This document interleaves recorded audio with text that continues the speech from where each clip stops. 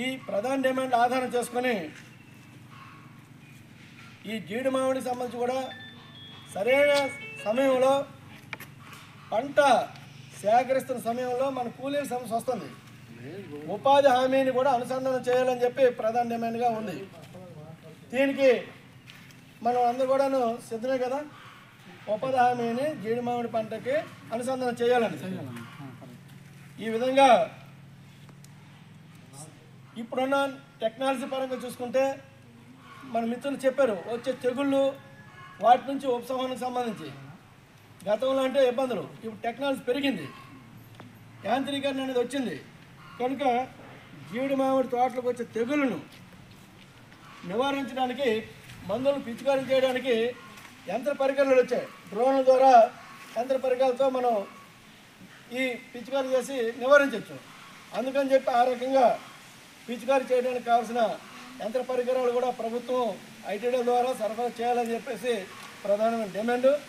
ఈ రకంగా ఈ డిమాండ్ని సాధించుకోవడానికి మనం ఈ సదస్సులో అనేక మంది చెప్పిన అభిప్రాయాల ప్రకారంగా ఈ ప్రపోజల్ సంబంధించి మనం తక్షణమే గ్రామ సచివాలయాలకి రైతులతో సంతకాలు చేసి విజ్ఞాపన పత్రాలు ఇద్దాం. ఇది రేపటి నుండే స్టార్ట్ అవుతుంది, వారం రోజుల పాటు ఇది ఉంటుంది. అంటే రేపు 11వ తేదీ నుంచి 17వ తేదీ వరకు గ్రామ సచివాలయాలకి విజ్ఞాపన పత్రాలు ఇవ్వటం.